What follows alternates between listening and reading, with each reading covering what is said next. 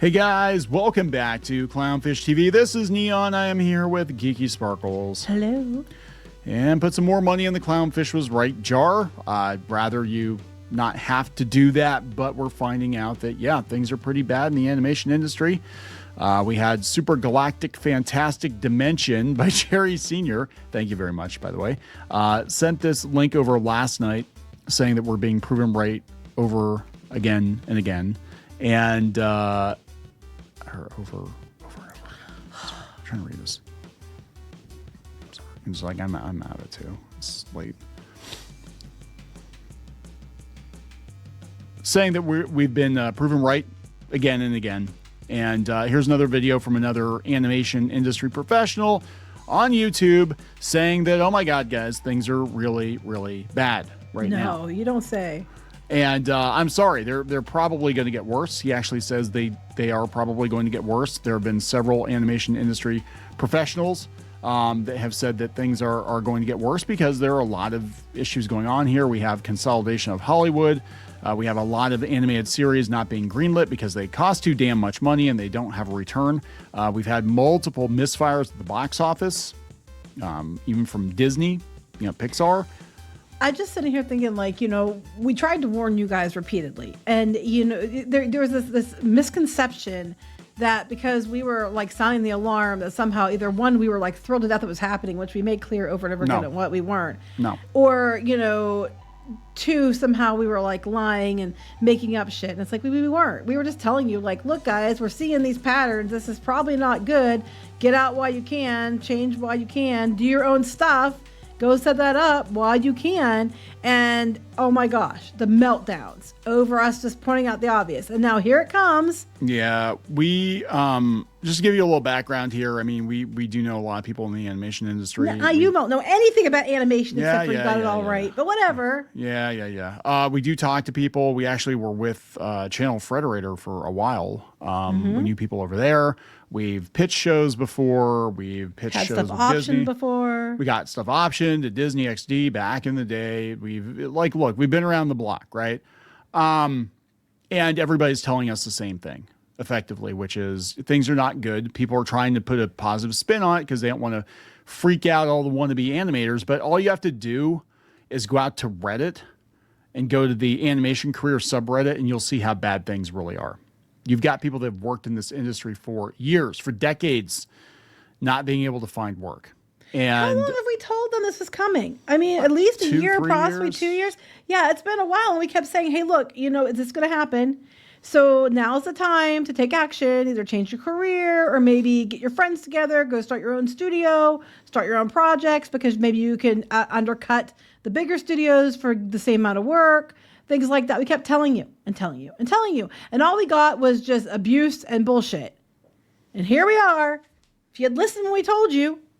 Yeah, I mean, look, this is just the last hour. You're the future.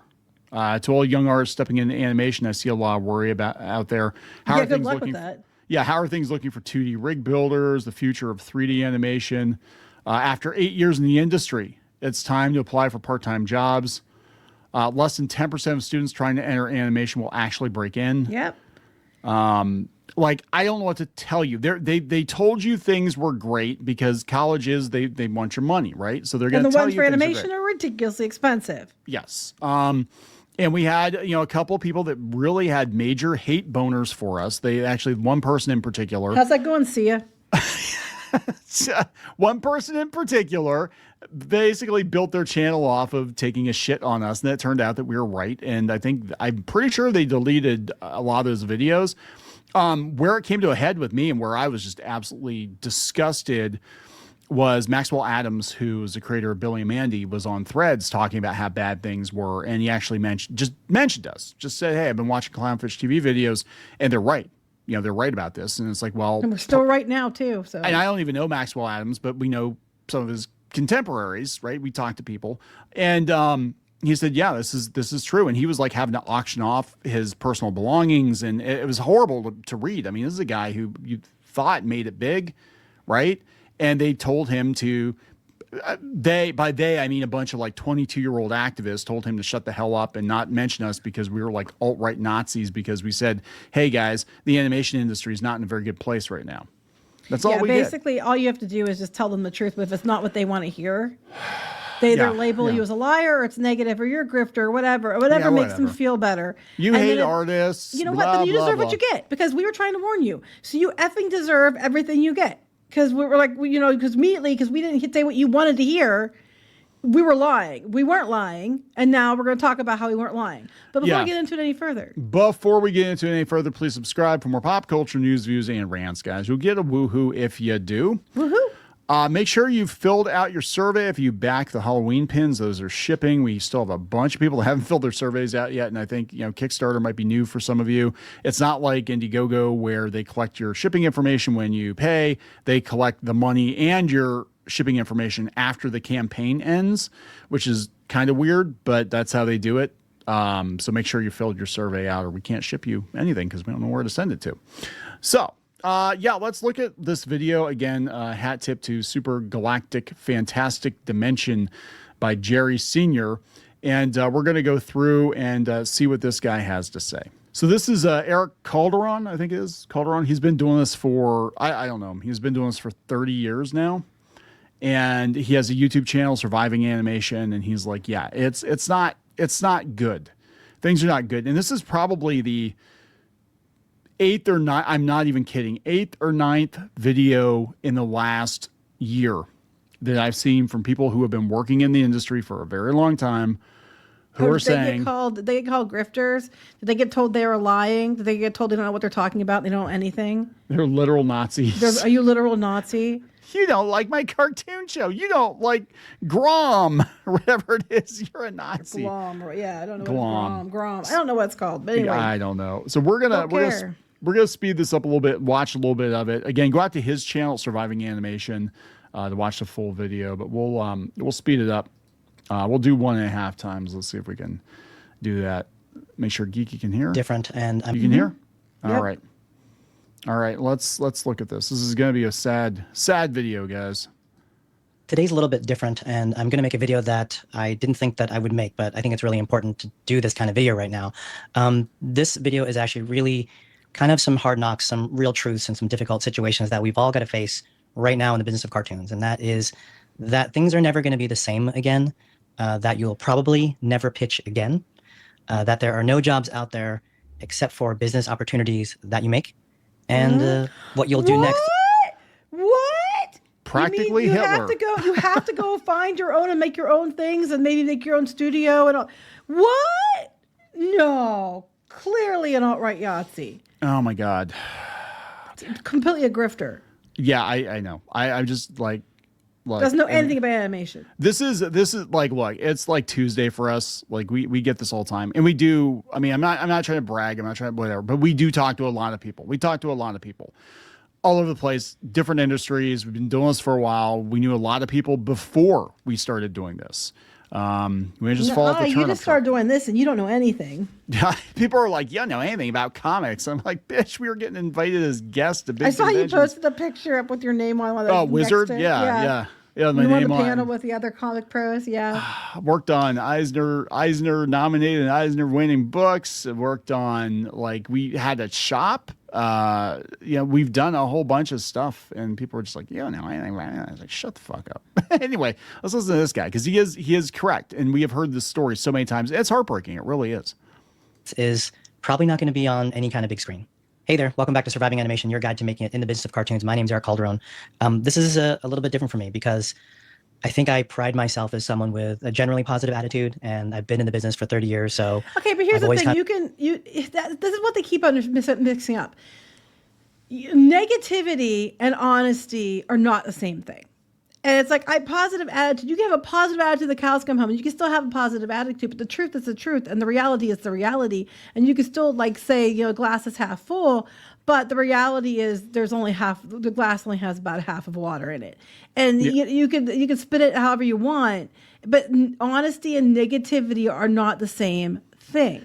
I think you're actually doing, I get the positivity, but there is toxic negativity, but there is such a thing. I'm not saying he's guilty of this. I want to be clear. I'm not saying he's guilty of this, but there also is toxic positivity where you don't criticize anything and people are led into a false sense of security.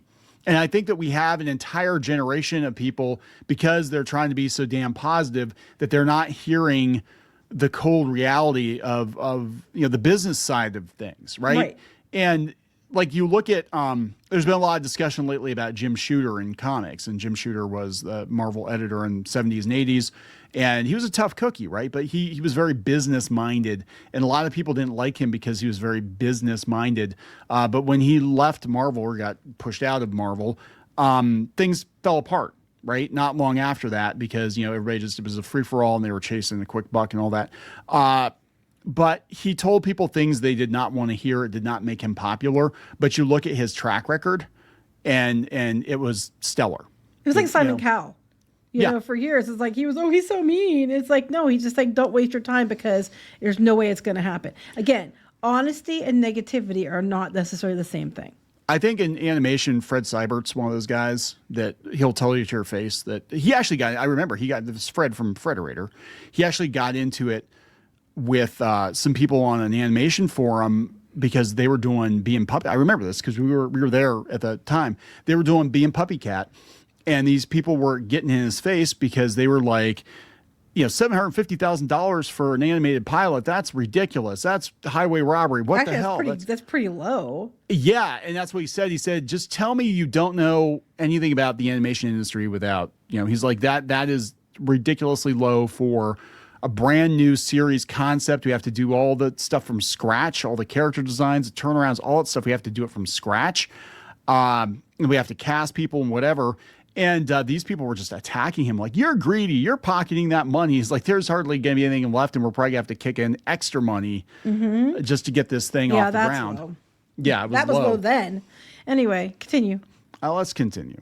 Kind of worn that with pride that I've been able to survive and make it, and that I've always found my way out of every hole that I've been in and found a solution, or have been lucky enough to be with people who found solutions to have made it this long.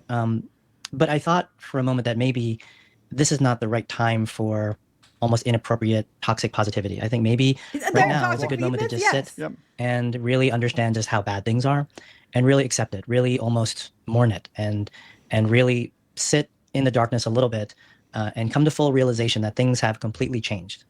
So yeah, we've been telling you. Let's break down a few of those things that I believe have completely changed, and let's just kind of see how we feel about it, see how that affects us, and not necessarily come up with a solution today, but just really recognize how bad it has become. How very dare he? How very dare he? You deserve all kinds of threats, and you deserve all kinds. I mean, not really. I'm just saying. No, this is what happens he's to actually us. being a straight shooter. I know. So I'm not saying he deserves. I'm saying this is what, given how the trend goes, when you come out and be honest, you're going to get all kinds of shit. They're going to talk crap about you. They're going to say, they're going to bully you until you publicly, rescind what you've said, even if it's completely accurate, because how dare you, rain on my parade. You're obviously, sitting next to Trump, and you're, and Hitler's on the other side. And Hitler and Trump don't want our gay cartoons anymore. What's wrong? Yeah. It's because you're speaking the truth, and they don't want to hear the truth. And I think what's going on is that the reality is setting in that a lot of people went to school for this. And it's like, oh shit, what am I going to do? And the reality is saying in that, like, oh yeah, guess what? I know I've fantasized about this moment since I was like 12 years old, but I'm not going to be able to just walk into Cartoon Network, which barely exists anymore, and have them hand me millions and millions of dollars to do my fanfic like Rebecca Sugar did, under vastly different circumstances. And, I think that's hitting them really hard. And plus there's a lot, people are like, oh, that means there's going to be less new animation. And that is also true. There is going to be less new animation. So it's, there are a lot of things I think that they're getting upset at. And, the people that call it out just happen to be in the crossfire and the line of fire. And that's kind of what's going on. So I think that's a lot of it is bubbles are getting burst. People are like, oh, there's not going to be an animation. I think a lot of these people, I'm going to be honest, a lot of people, at least that come after us, I think are on the spectrum, and they're having a really hard time just with the whole situation right? Because cartoons and animation means a lot to them. I'm not, the thing is no one's saying there will be no more animation. What they're saying is it's going to be different. Right. It's going to probably be more coming from other countries, or it's going to be like, not as much, even though Gen Z apparently wants to watch animation more than anything, but they're talking about favorite shows that are already established properties. It's going to come from YouTube. It's going to come from places like that. The animation in Japan is like that. Still there. It's just going to be coming from places outside of where these people are going to get jobs, likely. All right. So let's see what he has to say here. One of the things I said at the beginning is that you'll probably never pitch again. Now, that sounds a bit shocking, especially from someone like me, who's spent a large part of his career actually putting together teams, sourcing new ideas, searching for new talent, and then finding the right time and the right place to present that opportunity to some kind of big buyer in the hopes that that buyer will then finance an entire project, or at least enough of a project to start a co-production and bring a new property out into the world, bring some piece of animation out into the universe that's never been there before. But, things have changed so much that I feel it's almost not appropriate to tell people that that is a realistic possibility right now. So, wow. Okay. Yeah. Because 10 years ago, if you had a quasi-successful Tumblr cartoon and you just happened to meet the right executives somewhere, they would just put you in charge. Even people that were in the animation in the industry working on shows usually could pitch their ideas, because they're already at Open the door. studio. Yeah. Yep. And that's over. And we're seeing a lot of this now that's just like reboots, sequels, reimaginings, safe bets. Why? So, of course, we know that the big streamer bubble burst many years ago already. Mm-hmm. And that anyone who is commissioning from these major distribution platforms, whether that be Disney or Amazon or Apple or Netflix, they're really doubling and tripling down on a couple of things. One, they're looking at intellectual properties they already own. Yes. So they want to further exploit those large properties that they've already invested millions and millions, not only in production money, but in marketing money to drive awareness to those franchises that already earn the money. Yes. And then when they're trying something even remotely new, or that has been unproven before, it's with a known creator, someone who has decades of experience, someone who has a long-standing relationship with a buyer, probably someone who has a let's go to breakfast, lunch, or dinner relationship with, someone who's probably worked on 5 or 6 shows with that buyer before. Yeah, and I would also say somebody that maybe has an already established platform or audience that they know will have people watching. Yeah, because they want to. I mean, at this point, and he might repeat the same thing later in the video, but at this point, you pretty much have to prove to the studio that you've already got an audience, because that makes it safer to bet on you. The days of you getting handed a show because you had a somewhat successful Tumblr cartoon, those are over. See also High Guardian Spice. I was going to say, and the sad thing is, if they do that, they miss out on opportunities because it was already in play, like K-pop Demon Hunters or something like that. Had that not already been in play, it probably wouldn't have gone to where it went to, and you wouldn't see it now. And I think that there's a lot of crap out there, but there's a lot of really good things that are going to get passed on now, unless you're able to establish something on your own first. Which is harder, obviously. Yeah, but it can be done. I mean, it can. Well, yeah. And so those relationships are so deep and so trusted. It just doesn't seem like the right time where a major distribution platform will try something new on someone who they not only don't know, but who are also unproven in the marketplace. Yep. So even if you don't fit into those two categories, either an IP that a distributor already knows, or you're a creator with a long-running experience with the buyer, the last category that these people are trying on are major intellectual properties. So if that is a novel that sold millions of copies, or a social media Disney platform, or a YouTube channel that has millions and millions of followers. Whoa. Yes, hello. That's what we told you. If you have a really good idea and you want to get their attention, the best thing you can do is to go build your own, put it out there. We said YouTube or these other places, TikTok or whatever, so that you can establish that there's an audience for it. And then you can, they'll more likely pick it up. We've been telling you this, and you didn't want to hear it because we kept saying you're going to have to do it yourself. And you didn't want to hear it because that's hard. Well, no one said it was easy. Well, because again, the fantasy is, because it has happened for the last decade or whatever. The fantasy is I'm going to move to California with my art degree, and I'm going to go work in animation, and I'm going to do the bare minimum in the trenches until I get handed my own show, and then all those characters I've been working on since I was 13 years old, I can bring them to life, and the studio's going to pay for it. And that did happen. That literally did happen. And they got burnt so bad by so many of these shows, right? And some of the shows were very, very good. I keep saying Infinity Train was a very good show, but they couldn't figure out how to make it make money because it didn't merchandise well. Yeah.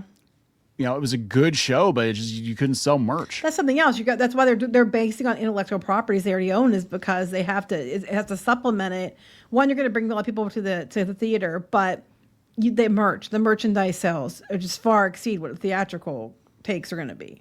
Or a YouTube channel that has millions and millions of followers already, and years of experience altering and changing their persona and their messaging through kind of algorithmic intelligence. Or it's a famous video game, a famous property that people already know and adore in one platform, and that intellectual property and that video game is sometimes even financing their own media in order to distribute it on these platforms. So, unless you're one of those categories, it's just really, really hard to imagine that anyone will buy something brand new. Now, I think, but they're saying about financing it too, but that's already been going on. Like, you can finance your own shows, and then Netflix and stuff can pick them up, and that's what people have done over the years, and that's where it's going. It's like the days of the studio footing the bill for the entire thing. He even said co-production. The days of someone coming in and just buying it and paying for all of it are over. You're gonna have to finance it yourself. You have to find out how to do that, or you're gonna have to probably co-finance or co-produce with partners to get it to where you want it and get the money. Well, and that's the thing too. Like, you look at a lot of these series and shows now. They have like 4 different studios that are all going in to pay for it, because it minimizes the risk to the studio, but also the stuff is so damn expensive to produce now. You can't just like cut a check for it, right? Right. Phase has always been kind of true, and I've always been clear and warned people getting into the world of development that is the way it kind of is. But in the past, there's always been that additional vein, that additional possibility that the right idea and the right person and the right talent and the right team could come in and break through the noise. But I just don't think those times exist anymore. And I don't think it's right for us to keep betting on that near impossible possibility that this brand new idea will get sold to one of these places. So what do we do? Well, one of the reasons I say you're never going to pitch again is that probably the path forward is going to be, for most people and most properties. I'm going to guess. I'm going to guess what he's going to say next. I haven't gotten this far into the video. I am going to guess he's going to say that you're going to have to basically come up with your own stuff, put it on social media, and prove that there's an audience for it. Build your own audience, yeah. Build your own audience. Which is what we said. Exactly what we said. Independent. I'm just going to guess. I haven't watched this far ahead, but let me see if we're right. I could be wrong. The long and rocky road of trying to start a business with your intellectual property. So some method that your idea translates into a direct-to-consumer product that can be immediately consumed by a fan, created by you, is how we have to think now. So whether that's an Instagram account or a YouTube channel. This is exactly what we fucking said.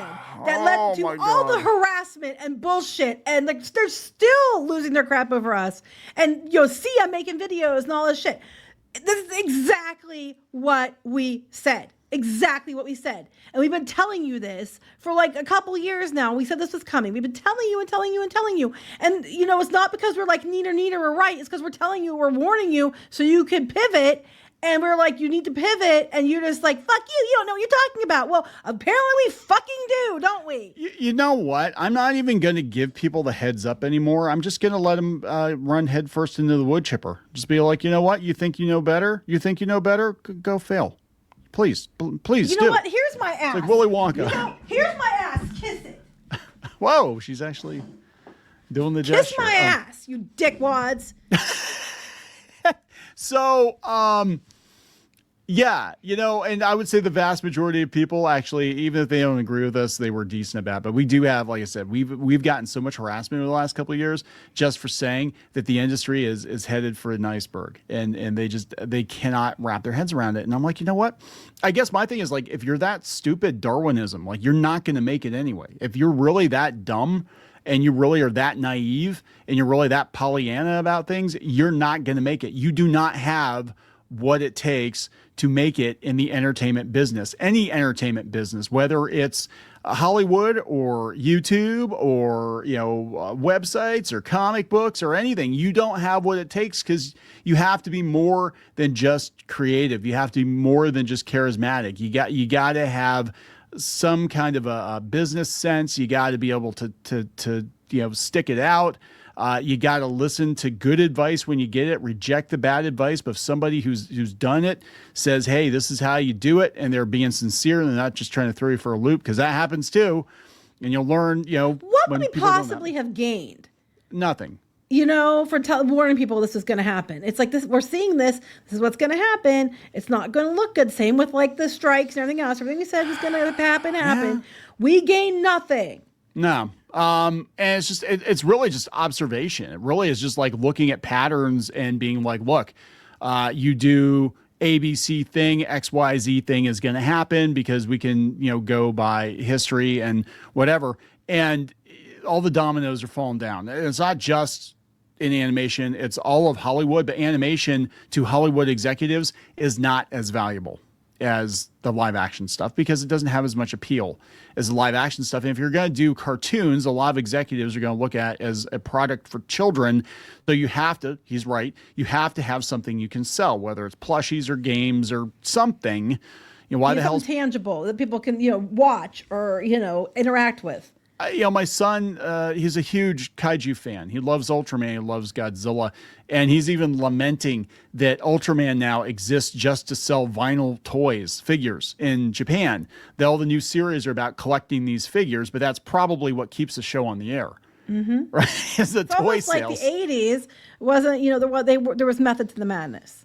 Giant toy commercials. I'm like, where the fuck did you think the money came from? And why are this property so, ingrained in people today? Yeah. A webtoon or a novel or a picture book or a consumer product or a small Steam game. It's got to be something that most of us are going to pay for on our own. We're going to we're going to bootstrap it. We're going to create it with whatever skills we have or whatever small team we can put together.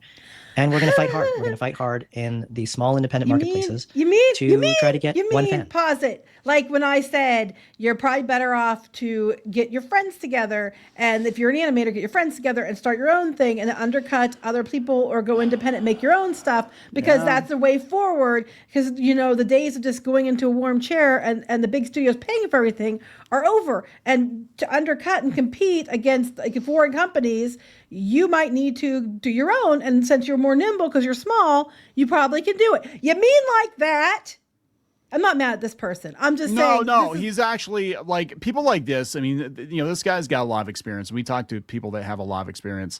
And plus, he's got courage to say so. Yeah, because he's going to get dogpiled. I guarantee you they're going to be like, well, he's just being negative. I watched his channel because he was telling me that I could do it. If I could dream it, I could do it. I used to like you until you got so negative. Even though you didn't change anything about what you do. But you're negative now because it's not what I want to hear. Yeah, we had a lot of people turn on us. It was crazy. It was just like, we haven't changed. And we used to be very blunt. We used to do panels at conventions, and we were very blunt about the reality of business. Then I remember we lost a lot of friends. We were in the webcomic space. Mm-hmm. We were actually advising Webtoon and Tapastic when they first started. And we had a lot of friends in webcomic space, and a lot of the not the business people, but the creatives turned on us because we started talking about money, and we started talking about how to monetize things. Well, we don't like to talk about money. And then they were all bitching like, please give me money. Please. No, that was basically like, I don't measure success by money because they otherwise wouldn't have a success. Anyway, yes. Yeah. Let's go back to this. 10 fans, 100 fans, 1,000 fans, 10,000 fans. And so I find myself feeling very conflicted. I mean, I don't think it's a waste to make a development Bible for an intellectual property. I do think it's a waste to think that development Bible or that show Bible is going to result in you getting a new TV series pickup, or even a sample script or an animation test with a show Bible. With all the things I said before, it's just not going to lead to a magical green light. But what it can do is actually maybe lead you to a place where you better understand your intellectual property, where you really test it. You kind of create a blueprint for why it works, how it works, what it's about, what its theme is. And you may discover that the theme you had originally is not the theme that this thing is truly about. Or maybe your major character, through the trial by fire of writing, of expressing it, of describing it, maybe that character is not the one you thought it was. Maybe your major minor character is your actual lead. Maybe it's a cast of characters who is your perspective. Or maybe this idea sucks and you have to scrap it and come with another one, which happens all the time. People don't want to let go of it. Yeah, I think that's what he's trying to say, but he's trying to be nice about it because he doesn't want to just destroy people. But the reality is, if you're a creative person and you're doing a lot of, I'm gonna be blunt, product. You're making a lot of product. You're putting together teams. You're producing a lot of different shows or comics or games or whatever it is. I'm thinking like Man of Action, whatever. They're not all winners, right? And sometimes you got to look at it and you got to take that idea and kind of turn it upside down and be like, yeah, you know what? There's some pieces in here that might work, but like the whole thing it doesn't work. Right. And the experience is good because then it teaches what not to do next time. So I agree. It's not waste of time to do it. But ironically, Shadowbinders actually came from something that Kneon was doing before, and then I took some little pieces of what he was doing before it didn't work, put it with some stuff I had and ideas I had that I thought might work, and that's how we got Shadowbinders. Yeah, actually that was not the first pass. But the weird thing is there are actually bits of that original story that could be spun off into another story, but it just doesn't jive with this one. Right. So you're not wasting time to put it down. No. Just understand if it doesn't work, you need to change it or you need to walk away from it and move on to something else. Well, it depends on what your goal is, right? If your goal is to be successful and to have a lot of people like your show, then sometimes your idea, I'm going to be honest, sometimes your idea can be too highfalutin that it's not going to resonate with a general audience, and you have to and executives are going to tell you the same thing because they're going to look at they're not going to have the emotional investment in your thing that you have. They're going to look at from a dollars and cents perspective, and they're going to be like, okay, who's this for? Okay, does it resonate? Could I see this on TV? Okay, could I see advertisers being excited about this? Okay, can I see toys on shelves? Can I see video games? Can I see lunch boxes, paper plates, all that stuff with these characters? And if the answer is no, even if you think you've got the best idea in the world, that, you know what I'm saying? That's what they're looking at. When we pitched a series to Disney, that was actually part of the pitch was like, okay, well, beyond the show itself, what do you think we could do with this IP? Because that's a big determining factor, because a lot of times the studios get hosed on the production for the cartoon, but they make the money back and then some on the merchandise end. In Japan, when they greenlight an anime series, a lot of times they will have the toy company and the video game company sit in on those meetings because they're going to do the whole thing all in one shot. What was the guy who we talked to that was involved in Ninja Turtles? Back in the day when Shadowbinders was, we were getting lots of views and it was, doing the webcomic thing. We talked to Surge Licensing that worked with the Ninja Turtles people. Yeah. And stuff for a while. And it was all about the business. Like, what can you do with this? What merchandise can you do with this? Can be turned into games, that kind of stuff.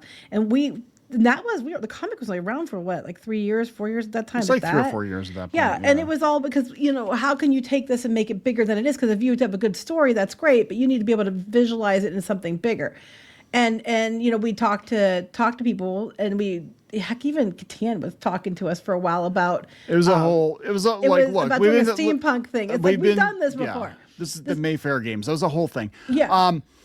So yeah, I can tell you those. Somebody's been on the other side of this. Every time you pitch something, they look almost exclusively.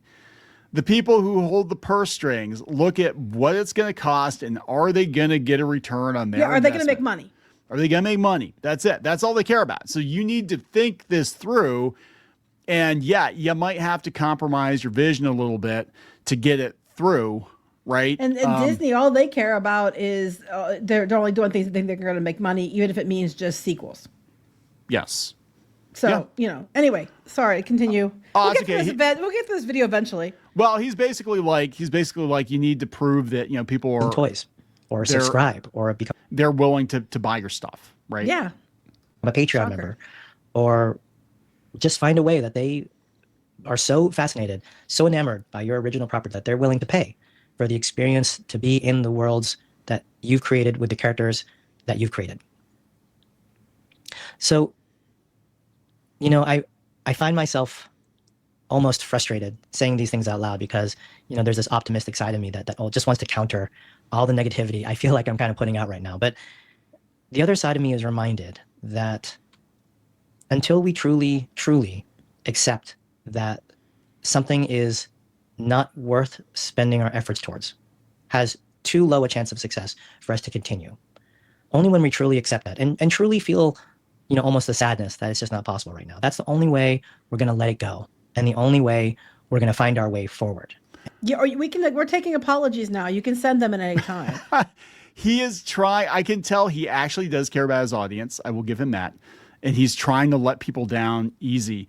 I think the reason that people get pissed off at us is because I don't really give a shit. I guess my thing is like I'm school hard knocks, so I'm kind of like, if we didn't care, we wouldn't tell you at all.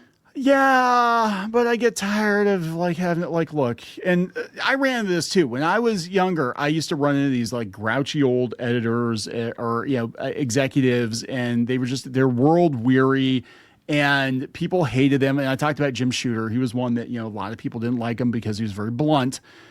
John Byrne was another one, comics. He was very blunt. I never had a problem with him because I wanted to hear it because I'm like, look, if my goal is to achieve this thing, I need to know realistically what are my chances and what can I do to improve my chances. And lying to me isn't going to help me.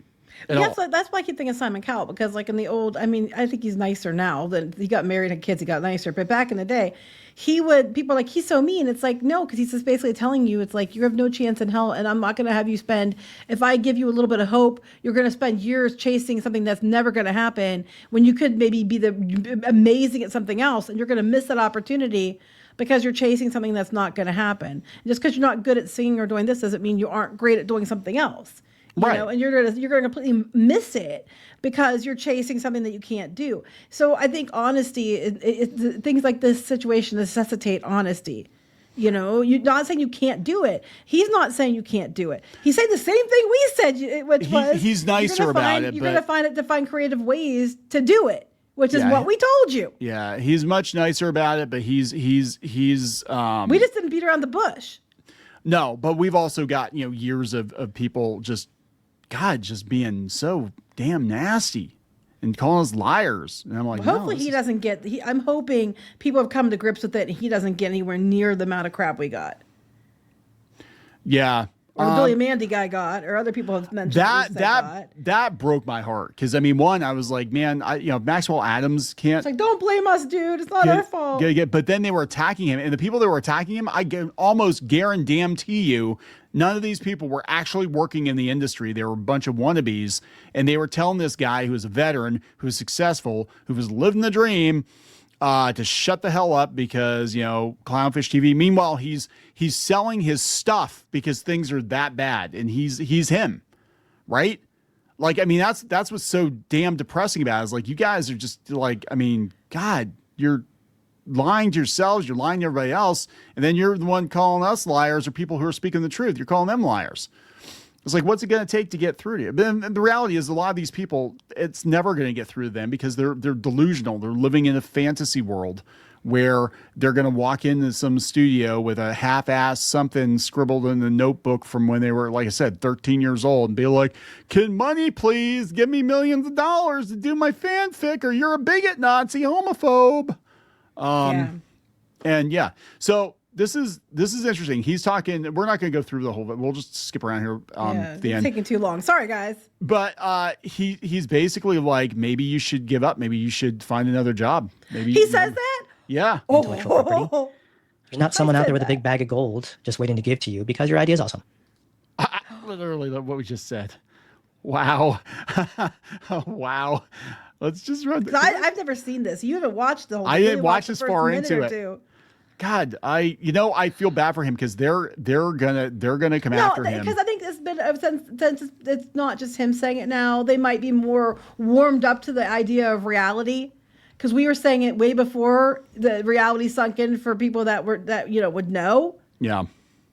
Well, that's the thing. Like the people that knew, they knew we were telling the truth. But and they were making their own raft. They're not going to tell you. They're already working on an exit strategy. But they were also, I think, not saying much publicly because they didn't want to rock the boat, because they knew they were going to get attacked. They're just like, you know what? I'm just going to kind of quietly work away at my thing until I can't anymore, and then get the hell out of Dodge or something.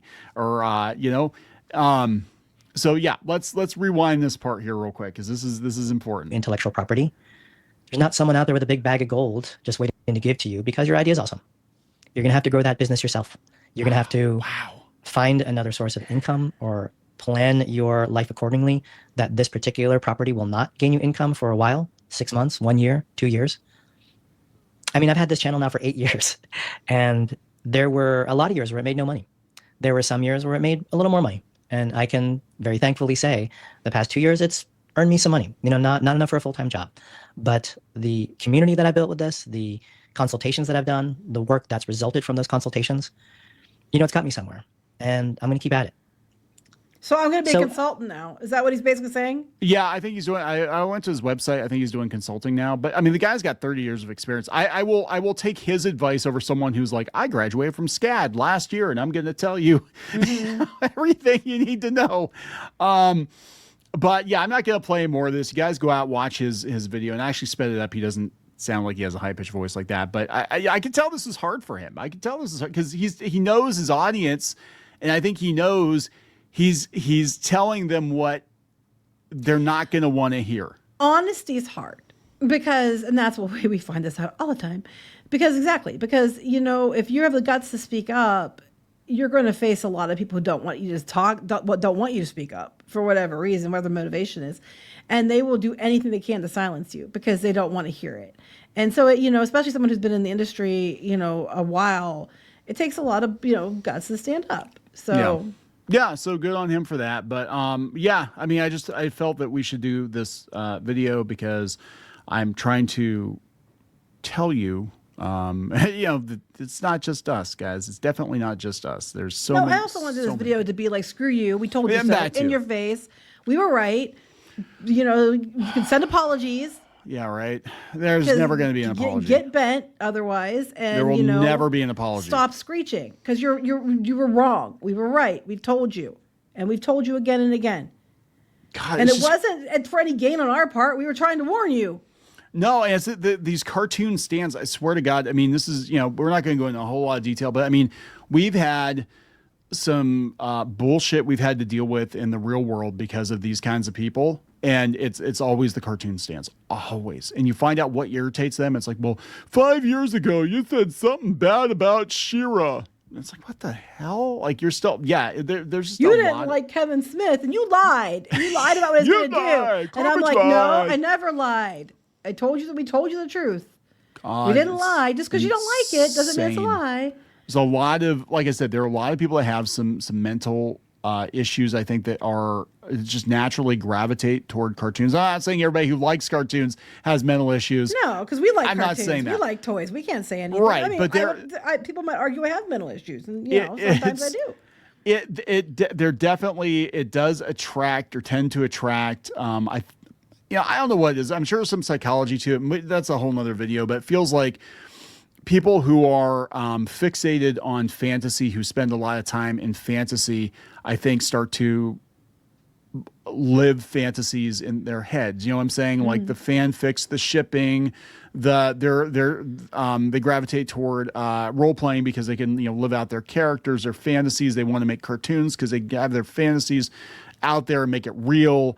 And there's a difference between people that just want to create, and that's part of their job, but then they can walk away from it, and then people that just kind of live in that fantasy world. And I think, unfortunately, there are a lot of people who want to be in these industries that are living like just in that fantasy world. And that includes believing that, whatever they come up with, whatever brain fart they come up with in their head is going to be the next, multi-million-dollar deal or whatever. And then they get angry. Not saying it won't be, but no, it might be, but you're going to have to prove its validity. You're going to have to prove its viability. You're going to have to prove people are willing to pay for it before anybody else is going to put money into it. And that honestly is common sense. If you are super aggressive toward anyone who tells you no, and it's very clear that you don't have any kind of professional decorum, you're not going to get anywhere. It doesn't matter how good your idea is. People are going to be like, there's no way in hell I want to work with this person. They're unhinged, right? So anyway, are we going to wrap this up? That was a long video. Again, the channel's Surviving Animation. Go check his channel out. Don't mention us. God knows he doesn't need the aggravation, but good on him for telling people the truth. They need to hear it. Yeah, it took guts to do it. So please subscribe for more pop culture news, views, and rants. We'll talk later. Bye.